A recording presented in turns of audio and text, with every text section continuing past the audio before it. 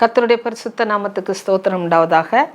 நமது இரட்சகரும் மீட்பருமாகிய இயேசு கிறிஸ்துவின் நாமத்தில் உங்கள் அனைவருக்கும் என் வாழ்த்துதலை தெரிவித்துக் கொள்கிறேன். நம்ம ஒவ்வொருவரும் இந்த மாதத்தில் சிலுவை தியானத்தை பற்றி பார்த்துருப்போம். முதலாவதாக இருந்து 7 வார்த்தைகளை பார்த்துருப்போம். முதலாவதாக நம்ம எல்லோரும் இந்த அருள முடியாத மன்னிப்புன்ற வார்த்தையை தான் முதல்ல நம்ம பார்த்துருப்போம். லூக்கா எழுதின சுவிசேஷம் 23ஆம் அதிகாரம் 34வது வசனத்தில் நமது அருமை இரட்சகர் நம் மீட்பர் மன்னிப்பின் மகத்துவத்தை பற்றி சொல்லியிருக்கார்.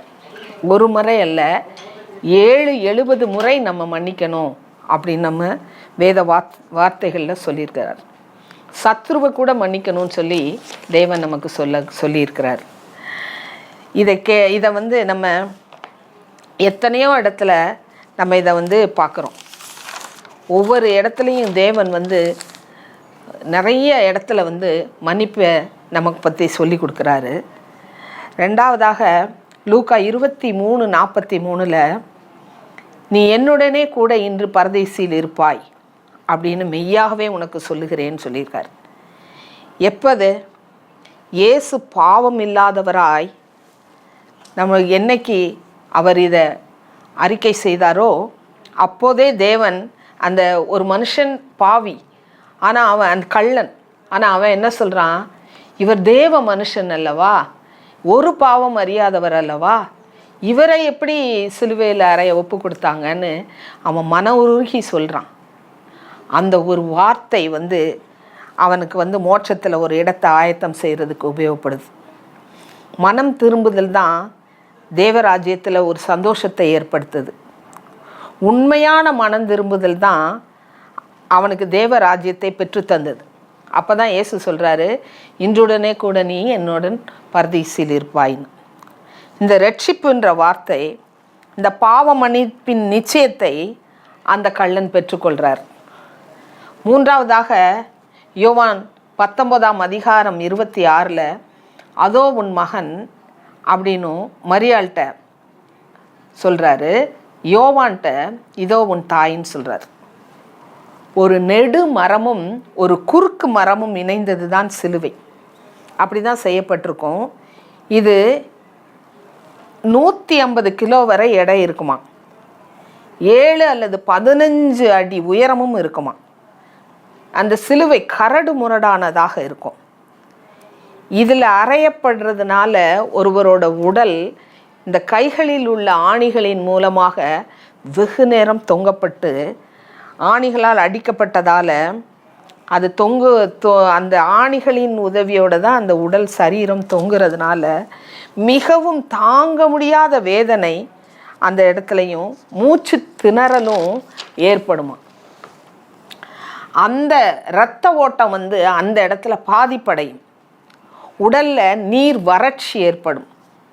இந்த வேதனைகளுக்கு மத்தியில் தான் தேவன் என்ன செய்கிறாரு, அதோ உன் மகன் இதோ உன் தாயின்னு சொல்லி 2 பேருக்கும் அவங்க தன் கடமையை சொல்கிறார்.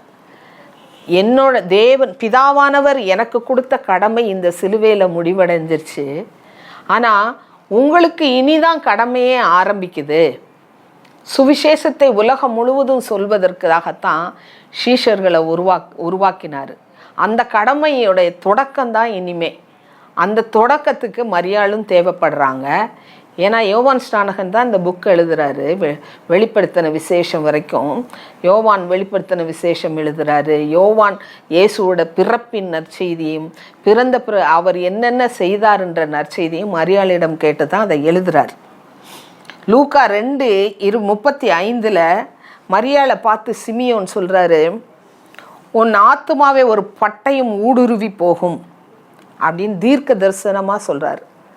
அந்த பட்டயம் என்னன்னா, தன்னோட முன்னாடியே தன் மகன், அருமையாக வளர்க்கப்பட்ட மகன், தலையில் முள்முடி சூடி வாரினால் அடிக்கப்பட்டு அவ்வளோ பெரிய கிலோவான சிலுவையை சுமந்து அவர் அந்த கேடடைகிறார். அதை ஒரு தாயின் உள்ளம் பார்க்கும்போது எவ்வளவு வேதனைப்படுன்றதை நம்ம அறிவோம். அப்போ தான் அந்த பட்டயம் இருதயத்தை ஊடுருவி பாய்தான். தேவன் தனது கடமைகளை நிறைவேற்றி முடிக்கும்போது தான் அந்த பொறுப்பையும் தன் தாயையும் ஒரு பொறுப்பான இடத்துல ஒப்படைத்துக்கிட்டு போகிறாரு. மரண பரியந்தம் நாம் என்ன செய்யணும்? நம்ம பெற்றோர்களை நம்ம போஷிக்கணும். நம் ஜீவன் இருக்கிற வரைக்கும், அவர்கள் ஜீவன் இருக்கிற வரைக்கும் நமக்கு பொறுப்புகள் இருக்குது. நம்ம அந்த பொறுப்பை, கடமையை கரெக்டாக செய்யணும். அவங்கள போஷிக்கிறது நம்ம கடமை. அவங்கள கைவிடப்பட்டுறக்கூடாது.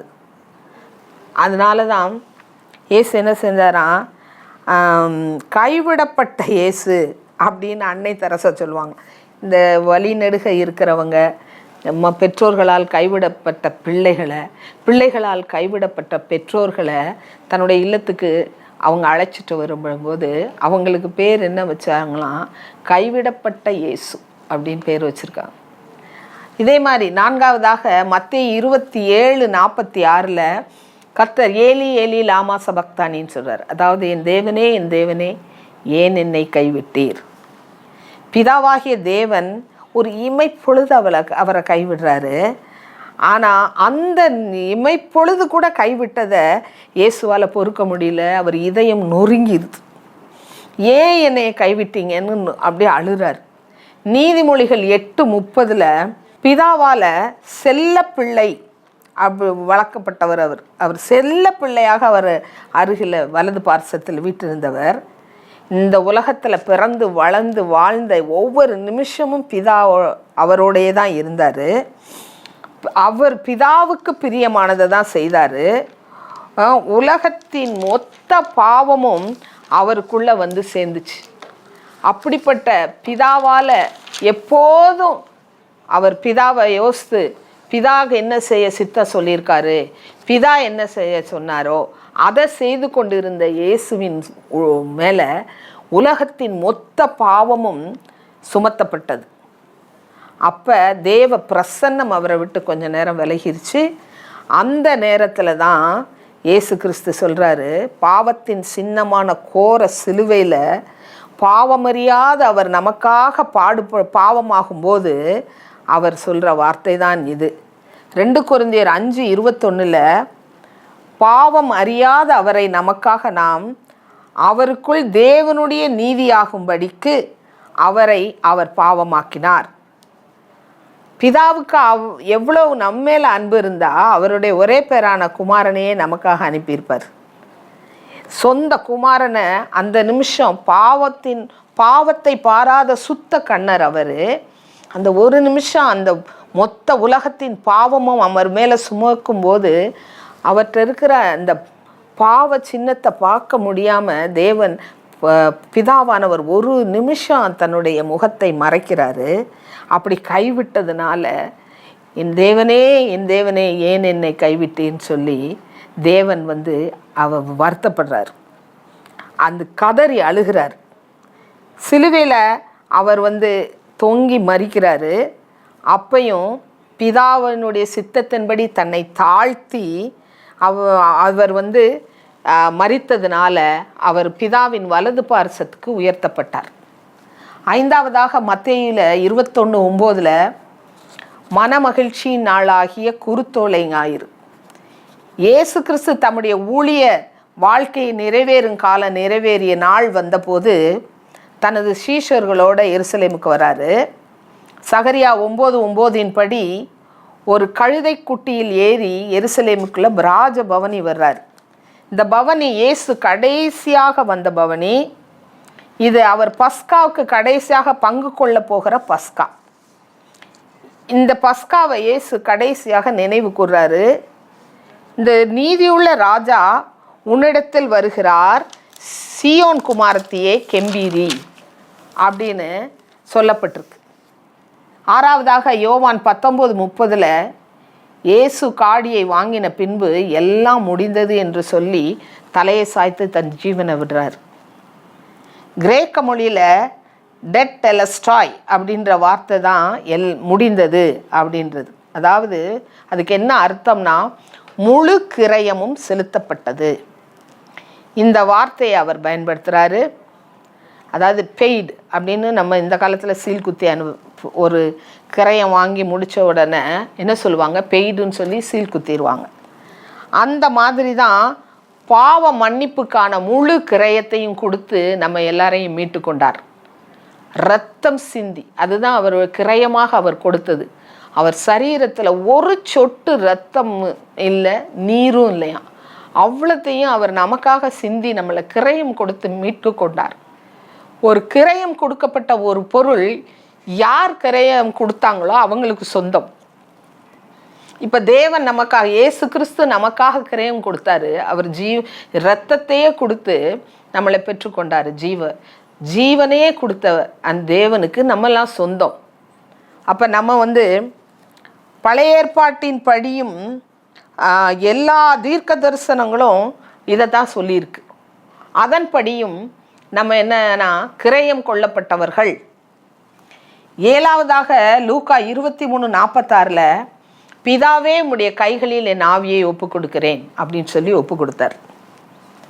அதாவது நான் என் ஜீவனை மறுபடியும் அடைந்து கொள்ளும்படிக்கு இதை கொடுக்கிறபடியால் பிதா என்னில் அன்பாய் இருக்கிறார், ஒருவனும் அதை என்னிடத்திலிருந்து எடுத்துக்கொள்ள மாட்டான், நானே அதை கொடுக்கிறேன் அப்படின்னு சத்தமாக சொல்கிறார். அதை கொடுக்கவும் எடுத்துக்கொள்ளவும் எனக்கு மட்டுமே அதிகாரம் இருக்கிறது. என் ஜீவனை நான் கொடுக்கவும் திரும்ப அதை எடுத்துக்கொள்ளவும் எனக்கு மட்டுமே அதிகாரம் இருக்குதுன்னு ஏசப்பா சொல்கிறாரு. இந்த கட்டளையை அவர் பிதாவிட்ட இருந்து பெற்றுக்கொண்டேன் அப்படின்னு சொல்கிறார். யோவான் 10:18 அந்த வசனத்தின்படி இது நிறைவேறுகிறது. சத்ருவோ ரோம வீரர்களோ யூதர்களோ அவர் ஜீவனை எடுக்க முடியலை.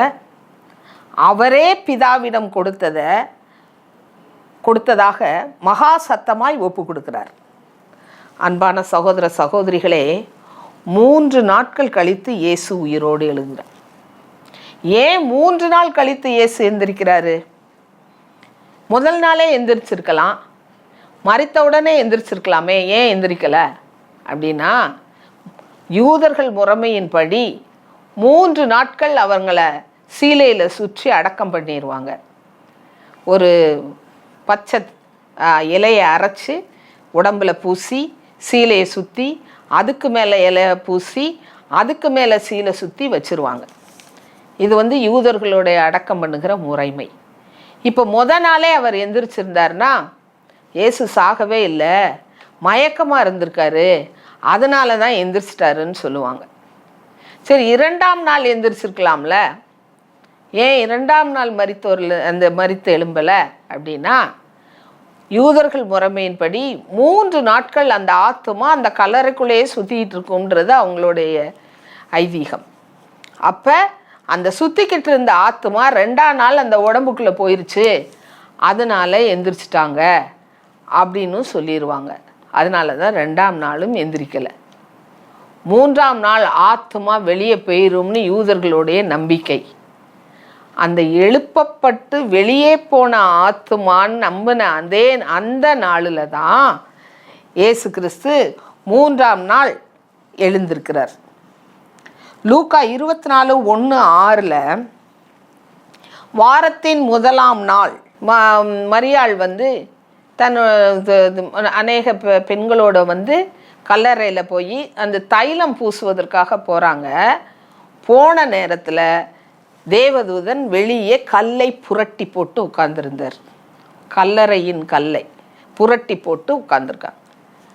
அப்போ ஏசப்பா முதல்லையே தேவதூதன் ஏசப்பா இங்கே இல்லை, அவர் முதல்லையே வெளியே போயிட்டாருன்றத தேவதூதர்கள் தான் சொல்கிறாங்க. கல்லறைக்கு வந்தபோது இயேசு அங்கு இல்லை அப்படின்னு தேவதூதன் சொல்கிறார். கல் புரட்டப்படுவதற்கு முன்பாகவே இயேசு அங்கிருந்து வெளியேறிட்டார். இதனால் மகதலேனா மரியாள் என்ன சொல்கிறாங்க, கல்லறையில் இயேசுவை காணுமே அப்படின்னு சொல்லி சீஷர்கள்ட்ட போய் சொல்ல போகிறாங்க.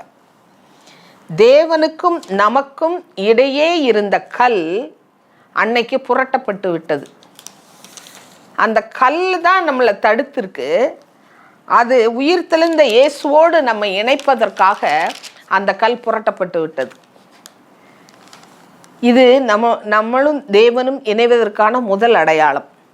ரோமர் 6:4-5 மரணத்தின் சாயலில் இணைக்கப்பட்டிருப்பேன் என்றால் நாம் உயிர்த்தெழுதலின் சாயலிலும் இணைக்கப்பட்டிருக்கணும். கிறிஸ்துவோடு நம்ம இணைக்கப்பட்டிருந்தால் பழைய வாழ்க்கை அல்ல, புது வாழ்க்கை வாழ்வதற்காக இணைக்கப்பட்டிருக்கிறோம். இதை நாம் புரிஞ்சு கொள்ளணும். எப்படின்னா, ஒருத்தர் ஞானஸ்தானம் எடுக்கணும்னா பெயர் மாற்றி தேவாலயத்துக்கு ஒழுங்காக வர்றதுனால நான் கிறிஸ்தவன் அப்படின்னு சொல்ல முடியாது. என் பெயரை மாற்றிட்டாங்க, அதனால் நான் கிறிஸ்தவன், நான் ஒழுங்காக ஆலயத்துக்கு வர்றேன், அதனால் நான் கிறிஸ்தவன் அப்படின்னு சொல்ல முடியாது. ஏன்னா ஞானஸ்தானம்ங்கிறது ஒரு சடங்காச்சாரம் அல்ல. பழையவை ஒழியணும், எல்லாம் புதிதாகணும் அப்படிங்கிறது தான் முக்கியமான கருத்து. அப்படி இல்லைன்னா நமக்கு வாழ்க்கையே கிடையாது. உதாரணமாக நம்ம ஞானஸ்தானம் அப்படின்ற எடுத்த உடனே நம்ம ஜீவ புஸ்தகத்தில் நம்ம பேர் எழுதப்பட்டுருச்சு. ஜீவ புஸ்தகத்தில் என் பேர் எழுதப்பட்டதுனால என் பாவங்கள்லாம் மன்னிக்கப்பட்டுருச்சா அப்படின்னா இல்லை. பழைய வாழ்க்கையை நம்ம பண்ணிட்டு இருந்தோம். ஒரு குடிகாரன் இருக்கார், அவர் தன் குடியை விடலை, ஆனால் ஞானஸ்தானம் எடுத்துட்டேன், ஆனால் பழையபடி நான் அந்த காரியத்தை செஞ்சுக்கிட்டே இருப்பேன் அப்படின்னா அவர் ஞானஸ்தானம் எடுத்ததுக்கு அர்த்தமே இல்லாமல் போயிடும். மாம்சத்தில் எழுந்த இயேசு கிறிஸ்துவுக்கு இருந்த வல்லமை உயிர்த்தெழுந்த பிறகு வந்த இயேசு கிறிஸ்துவுக்கு அதிகமாக இருந்துச்சு. பிலிப்பியர் 3:10 பவுல் சொல்கிறார், அவர் நான் பெற மேலான வல்லமையை பெற தனக்கு இன்னும் மேலான வல்லமை பெறணும்னா எனக்கு இருந்த எல்லாவற்றையும் நான் விட்டு விட்டேன் அப்படின்னு சொல்கிறார். பழைய ஏற்பாட்டில் மனுஷ வல்லமையால் அநேக அற்புதங்களை அநேகர் செஞ்சாங்க, இயேசு கிறிஸ்துவும் செஞ்சாங்க. ஆனால் உயிர்த்தோடு எழுந்த இயேசு பழைய காரியங்களே செய்வார்னா எதுக்காக அவர் திரும்பவும் சிலுவையில் அறையப்பட்டு உயிர் தெழுகணும்? பழைய காரியத்தையே செஞ்சிட்டு இருக்கலாம்ல. ஆனால் அதிலும் மேன்மையான காரியங்களை இயேசு செய்தாராம். ரோமர் 6:5 மரணத்தின் சாயலினால் இணைக்கப்பட்டால் உயிர்த்தெழுதலின் சாயலினும் நம்ம இணைக்கப்படணும். ஞானஸ்தானத்தில் அடக்கம் செய்யப்பட்டு வெளியே வரும்போது நம்ம புது சிருஷ்டியாக வரணும். நம் சாயல் மாறி கிறிஸ்துவின் சாயலாக மாறணும். மாம்சத்தில் வந்த கிறிஸ்துவின் சாயல் இல்லை, ஆவியில் வந்த உயிர்த்தெழுதலின் சாயல் நம்மக்கிட்ட இருக்கணும்.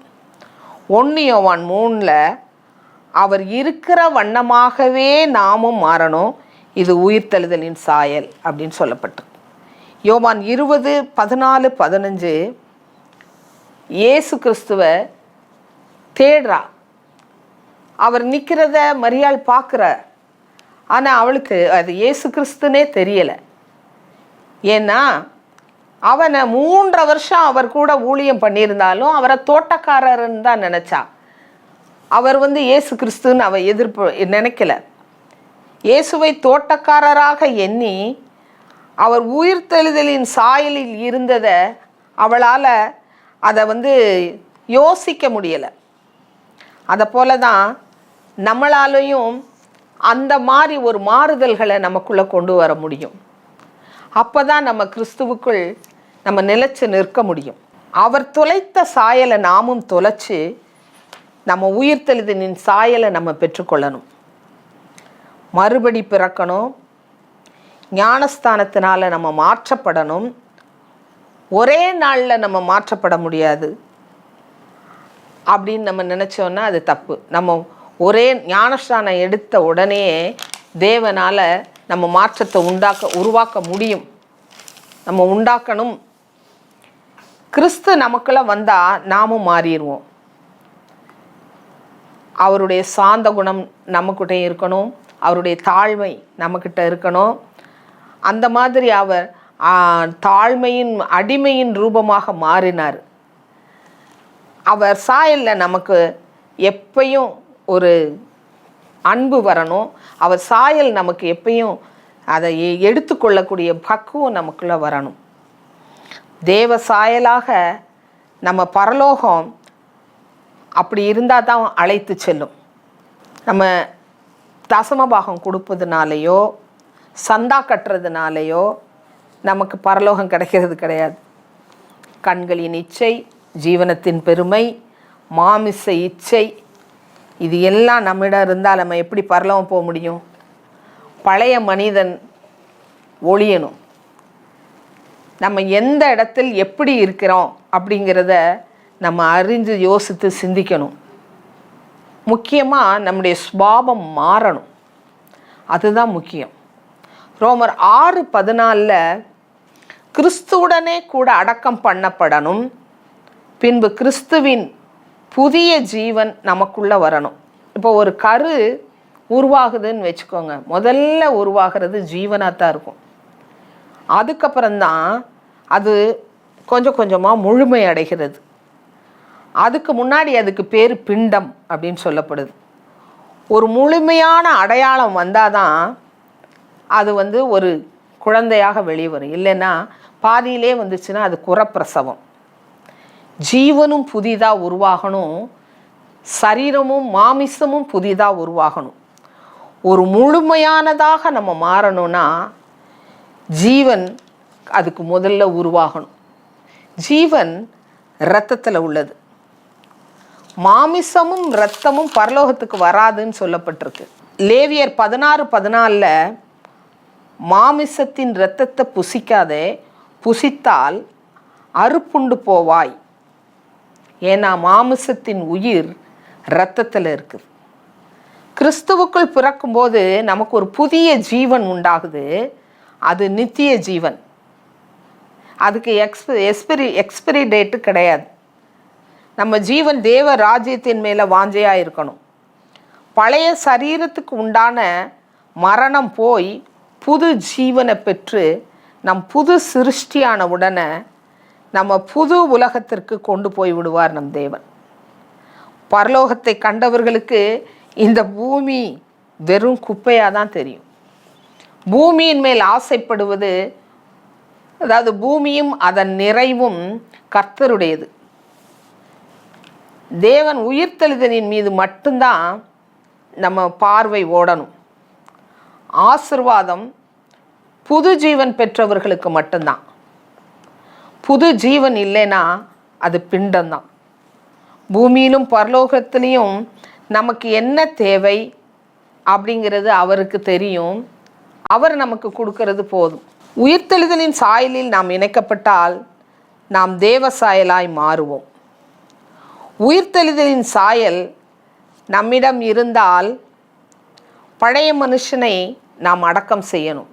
நாட்கள் பொல்லாதவர்களானபடியால் காலத்தை பிரயோஜனப்படுத்தி கொள்ளுவோம். சர்வ வல்லமையுள்ள தேவனாகிய கர்த்தாவே, அருமையான இந்த நேரத்துக்காக நன்றியோடு ஸ்துதிக்கிறோம். உம்முடைய உயிர்த்தெழுதலின் நாட்களை கர்த்தாவே நாங்கள் தியானித்து கொண்டு இருக்கிறோம். அப்பா, நாங்கள் புது சிருஷ்டியாக நித்திய ஜீவனை பெற்றுக்கொள்ளத்தக்கவர்களாக நாங்கள் இந்த ஓட்டத்தை நடத்த நீர் உதவி செய்யும்படியாய் செபிக்கிறோம். கர்த்தாவே, பூமியும் பூமியின் நிறைவும் உம்முடையது. ஆண்டவரே, நீர் என்ன சித்தம் கொண்டிருக்கிறீரோ அதை நாங்கள் நிறைவேற்ற நீர் உதவி செய்யும். இயேசு கிறிஸ்துவின் இன்ப நாமத்தில் ஜெபிக்கிறோம் எங்கள் ஜீவனுள்ள நல்ல பிதாவே. ஆமேன், ஆமேன்.